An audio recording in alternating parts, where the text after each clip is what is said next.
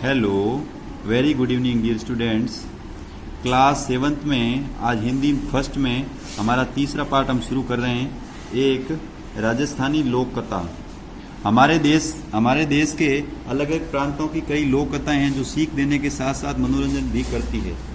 यानी हमारे देश में जो अलग अलग प्रांत यानी अलग अलग जितने भी राज्य है वहाँ राज्यों के अलग अलग पुरानी कोई ऐसी कथाएं हैं जिसके जो मनोरंजन भी जिसको हमें सीख देने वाले एक मॉरलिटी यानी उससे हमें एक सीख भी मिलती है और उससे हमारा मनोरंजन भी होता है, मतलब हमें थोड़ा फन एंड एंजॉय या आनंद आता है। राजस्थान की एक ऐसी एक लोक कथा का इस पार्ट में वर्णन किया गया, मतलब राजस्थान की एक ऐसी कोई स्टोरी का इस चैप्टर में डिस्क्राइब किया हुआ है। एक समझदार बेटे ने किस प्रकार अपनी सूझबूझ से अपने पिता के साथ हुए अन्याय और बेइज्जती का बदला लिया। मतलब एक कोई क्लेवर बॉय होता है, इंटेलिजेंट बॉय, जो अपनी बुद्धि के पावर पे, मतलब अपनी स्मृति मेमोरी से, अपने एजुकेशन से, अपने टैलेंट से अपने पिता के साथ जो भी बुरा हुआ, अन्याय हुआ, बेइज्जती हुई, उनकी इंसल्ट हुई, उनके साथ जो डिसजजमेंट हुआ उसका उसने रिमोर्स यानी बदला लिया, रिवेंज लिया। ठीक है ना। तो अब अपन स्टोरी की तरफ रुक करते हैं। स्टोरी है, किसी गांव में एक बूढ़ा चौधरी रोज की तरह अपनी गाड़ी में लकड़ियां बांधकर पास के एक नगर में बेचने के लिए आया। यानी कोई भी एक विलेज है, वहाँ एक ओल्ड चौधरी है, ओल्ड मैन है, वो अपनी मतलब लकड़ी गाड़ी होती है, गाड़ी में लकड़ियाँ होती है ना, जो वुड्स है, जो उसको बाइंड करके एक पास के गांव में, नगर में या दूसरे विलेज में बेचने के लिए यानी सोल्ड करने के लिए आया। वहां से गुजरते हुए एक सेठ ने गाड़ी को नजर भरकर देखा और चौधरी से पूछा, बाबा गाड़ी का क्या लेगा।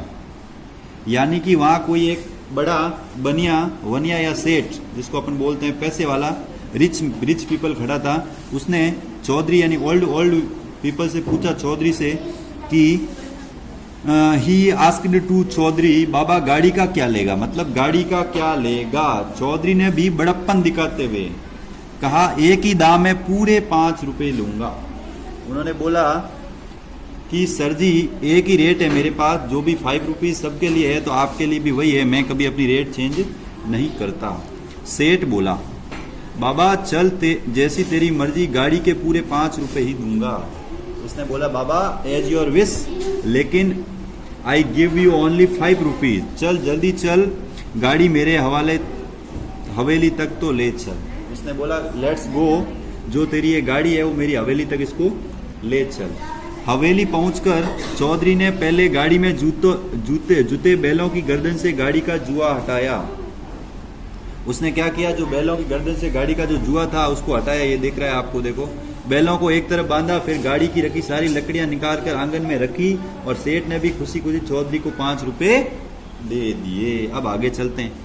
चौधरी अपने बैलों को फिर से गाड़ी में जोतने लगा तो सेठ चिल्लाया, गाड़ी और बैलों को हाथ मत लगाना।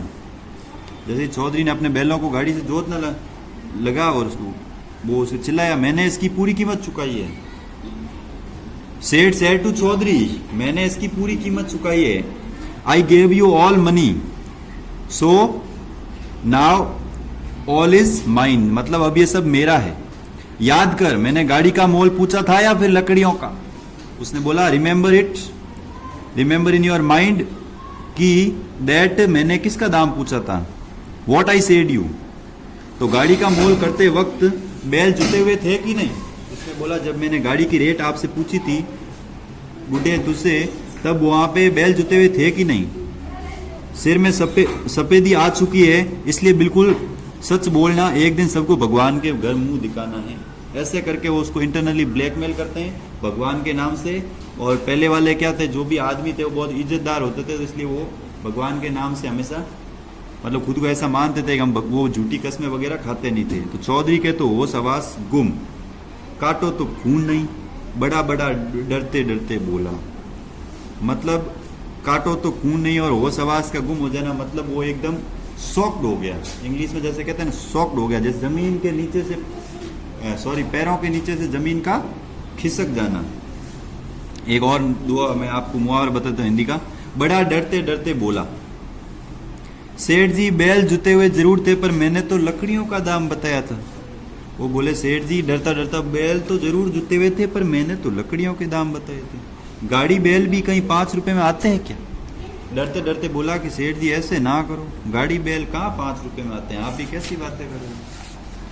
फिर देखो सेठ ने छूटते ही कहा, पर मैंने तो गाड़ी का दाम पूछा था। फिर देखो, सेठ ने छूटते ही कहा, पर मैंने तो गाड़ी का दाम पूछा था, और गाड़ी बैल 5 रुपए में आते हैं, नहीं तो नहीं, ये तू जान। अब वो बोला, भाई मैंने तो I said to you about the rate of cart not your wood, यानी मैंने तेरे को लकड़ियों के रेट नहीं पूछे। अब गाय गाड़ी है, बैल है, ये जो बुल्स है, ये कार्ट है, अब 5 रुपए में आती है कि नहीं आती है, तू जाने, तेरा काम जाने। आदमी को जबान से पलटना नहीं चाहिए, अब चुपचाप चलता बन। ऐसे करके वहां उससे सेठ को, वहां से चौधरी को बेचारे को भगा देते हैं। सेठ बोलता है, leave this place, get out my house, in my house. Chaudhary बूढ़ा तो था ही, पर चतुर बिल्कुल भी नहीं था, बेचारा बहुत भोला था। चौधरी जो था, बूढ़ा था पर चतुर बिल्कुल नहीं था, मतलब क्लेवर नहीं था, इंटेलिजेंट नहीं था, एक भोला अच्छा इंसान था, मतलब वेल बिहेव्ड पीपल था। सेठ के आगे हाथ जोड़े बेचारा, मतलब फॉरगिव, उसने माफी भी मांगी, गिड़गिड़ाया, अपनी पगड़ी तक उसके पांव में रख दी और रोते हुए बोला, मेरे समझने में भूल हो गई मालिक, आप तो बड़े हो, गरीब पर दया करो। वो बोले, मालिक मेरे समझने में भूल हो गई, आप बड़े हो, मुझ पर दया करो। सेठ के कान पर जूं तक नहीं रहेंगी। जूं तक नहीं रेंगने का मतलब है कि कुछ फर्क नहीं पड़ना, कोई भी बात का असर नहीं होना, अड़ा रहना अपनी बात पर। वो अपनी ही बात पर अड़ा रहा, उस पर चौधरी के जो भी वो फॉरगिव माफी मांगी थी, उसका उस सेठ पर कोई भी रिएक्शन या कोई भी एक्टिव रिएक्शन उसके ऊपर नहीं हुआ, नहीं कोई उसने कोई रिएक्ट किया वापस, ठीक है ना, उसका उसके ऊपर कोई प्रतिक्रिया नहीं की दर्शाई उसने, ना उस पर कोई इफेक्ट या इम्पैक्ट हुआ। फिर देखो, चौधरी को समझाया कि दुनिया में जबान से बढ़कर कुछ भी नहीं है, जबान की बरकत होती है, तो जबान से पलट जाए वो आदमी कैसा। अगर तेरी तरह सब जबान से पलटने लगे तो दुनिया का काम कैसे चलेगा भाई। बेचारा चौधरी भारी दिल से बाहर निकला और पैर पटकता हुआ गांव आ गया। चौधरी भारी दिल से बाहर निकलना यानी बहुत दर्द भर के अंदर बाहर आया और गांव की तरफ चला गया। आज के चैप्टर में बस इतना ही। अगला चैप्टर अगली क्लास में। जय हिंद, जय भारत।